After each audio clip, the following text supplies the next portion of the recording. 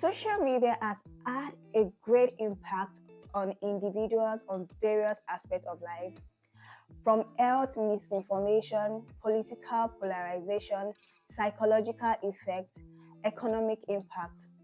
According to this survey by the Kaiser Family Foundation, 67% of adults in the United States has encountered misleading health information on social media.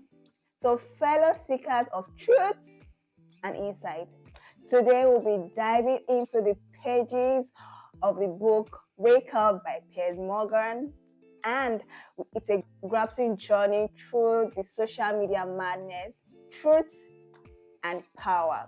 So why don't you grab your favorite drink, get settled into your comfortable seat, as we will be going through this journey, this provocating journey of truth together today.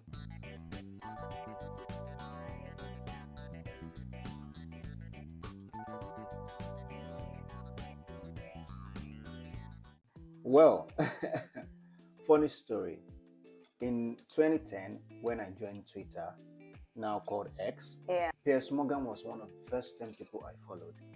And interestingly, today I wondered how I just bumped into probably one of his tweets, and I just liked it. He's someone that has a very, very, very controversial view. He talks as he sees it, like he's a very, very open-minded person, and I consider himself a liberal and someone that is very outspoken. So I like him for that. The book we'll be reviewing today is from this particular journalist, Piers Morgan. The title of the book is Wake Up. Piers Morgan started this book by narrating how the world has gone nuts, giving different examples from different societies, LGBT, feminism, even Hollywood, and the entire woke community on it itself. So he moved on by giving the history of the world woke itself, as it's supposed to be a word for a strong political movement and awareness, tackling different social and racial injustice. But today everything has changed. Then he then moved on to telling us about the liberals and the illiberals. The liberal advocates for individual freedom, civic liberties, and the protection of human rights. While the illiberal is the opposite of this. So the liberal fight for people, justice, freedom. While the liberal is the other way around. Which the word woke itself, I think that is what it means. The liberal. To be liberal, right? I mean, to be open-minded, to fight for people's rights, injustice, and all that. But the entire word woke today has mean the totally opposite, different thing, opposite thing.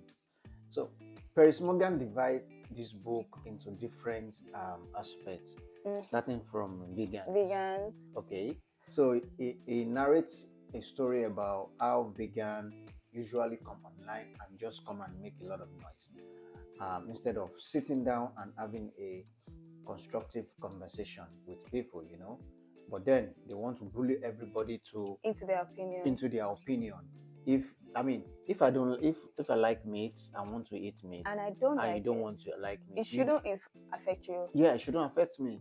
So but then what these people are doing is more or less like coming to people's face, imposing face, like, okay, he gave an example in the book about how some vegan went to protest in a place that is very close to his hometown, and maybe I think it's a slaughterhouse, and he was like, they should stop killing, stop killing this and all that. Yeah. I mean, it's okay if you don't want to eat meat, if you don't want to, don't have to impose it on me.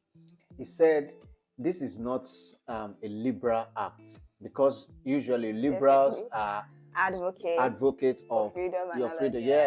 I mean, there's people that are supposed to sit down and reason with you. It's the other way around. But it's the other way around. And there was a place where you talk about Google removing eggs from salad and all of that, which is the best part of salad. I mean, anyway. Egg is the best part of salad, because Google will want to be inclusive, right? So they remove egg from the salad emoji on The Google icon, yeah. icon. I mean, going to that extent to satisfy a A particular community of, And what we about should, other people? yeah, so it should be collective of everyone you are advertising for, Yeah. or your brand should be Yeah. for, really. Yeah. Yeah. Then he moved on to Trump. The Yeah. most interesting So part. this is one of the most interesting parts. He talked about Trump's tenure in the United States. He talked about how everything he did during his tenure was brought down. Like, no matter what he did, he never got any accolades for it, any applause for it. The media, the citizen, everybody after him like that during his tenure. And there was a US citizen that was trapped in Iran, and he had to intervene, and he did intervene. But instead of him to get, some applause, he was turned against. Yeah, Obama did something similar Mm-hmm. with what he did. Yeah. And Obama got a good accolade he did back then, and which was similar to what Trump did in his own tenure, but he didn't even get an accolade at all. So no matter what you do, people will still come for you. Either it's good, it's bad. People always have their opinion about something. Either it's the fact or it is not, basically. He also talked about his friendship with Trump. Yes. How they were friends for a long time. They always meet to ask for his casual opinion. meetings. But then, whenever it comes to telling him off, he still do. He doesn't agree with some of his opinions, he still do. That's something about Piers Morgan. He doesn't really give much FUCK about who you are or his kind it's just of going friendship to say it how it is. You say it how it is. So he moved on to Prince Harry and Meghan, the Prince and Duchess of Sussex. I saw a tweet today that Harry and Meghan are now citizens of the United States. Yeah. I mean, they are living the whole United Kingdom and just want to be citizens. That's really funny. One argument here was the Prince and Duchess of Sussex, how they abdicated and they are United States citizens. Yeah. But then, when you read about their abdication, when they come to the UK, they have a free house. They still have a lot of privilege attached to them, even when they have abdicated as royals. As royals, because they will continue to be royals, right? So Piers Morgan is now saying, well, you can't be eating your cake and having it, right? You can't say you want to, you can't say people are suffering and the next thing you do is having a £500,000 baby shower. Yeah. I mean, it's like two opposite things. Yeah, and so, people always feel like Piers Morgan come for them. Yes. Because they believe that Meghan is because of her background, she's not from the royal family, and which was still accepted. So it always feels like because she's not from the royal family, people always, whatever the media, she does, people always come for her. But I just feel like it's because of the things they are doing. It's that is why, that is why people come for them. You can't be saying, oh, you are aware there's hunger in a part of the world, and you are spending so much for and living luxury lives. And how about you supporting what you believe in existence? So I don't know if they actually bring that part out to show that, oh, we are supporting. So if we are showing that there's hunger in the land, what about you showing that you are supporting? So just to balance what you are bringing out there, so that people don't just come for you, basically. And also, the fact that they just left the throne like that is where you belong. You left everything, and it doesn't really sit well with him. It's just like the slap on the queen's face, like you said in the book. It is the same thing I think one of his uncle did back then. Because of the movie we watched then, made us understand this was what one of his uncles did. Abdicating the throne. Queen Elizabeth's uncle. So, but at some point in the movie we watched he wasn't happy that he did that at some time. Because he did that because of love. But deep down, maybe that was what Harry did too. Because of love. But in the movie we watched, at some point, he wished he did not do that because of the power, the entitlement, the things that comes with that power. There are some things that, should I say, they are more than love. That there are obligations that are more than love. Like, that's the word. Yeah, there are some obligations that is more than love. But I still feel like love is important. Yeah, but he has an obligation to a million of people, right? That's it. And that should come first. I feel like that is what Piers Morgan is trying to say here. That should come first. Then whatever love you find along the line should come. Yeah, into except that you don't have that obligation for millions of people.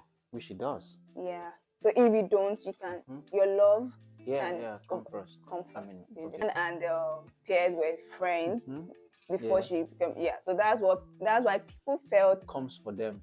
And not just him, the entire media and the entire journalist UK, because Meghan is from a different race, or is saying, how can the entire media just racist like that? The whole of UK is not racist. Piers Morgan talked about sexism. Yeah, he talked about story of a co-worker. Yeah, on GMB Money Britain, he maintained Laura's outfit, and he was just saying, oh, Laura's outfit was sexy, like it was a nice outfit, it was sexy. But people came for Piers that, no, why would you be using that kind of phrase for a lady like that? But fortunately, Laura was not offended. So Laura saw it as a good compliment. So basically, when something happened, people always have an opinion, even though that is not what he meant. On Twitter, it was tug of war, and it was like trying to say females actually compliment each other with, oh, you're sexy. So what's wrong with him complimenting another female as sexy? So people always twist whatever you mean, basically. That's what social media is today anyways. So when you have your opinion about something, they are giving another different meaning for your opinion. But and you're out there and you're like, this is not what I mean. Really that deep. So Laura actually came out and said, oh, I'm not offended. You are just giving me some accolades and it's fine by me. That was when that banter really.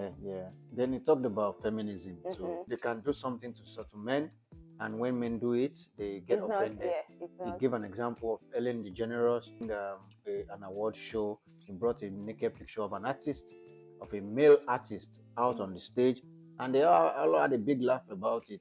She did another thing, staring at somebody's breast, and there was a picture that she took and was on the cover. And Piers was saying, imagine if it was a man that did that. True. Like, if you want us to respect you in this light, you have to respect yourself as well. So that double standard doesn't really sit well with him.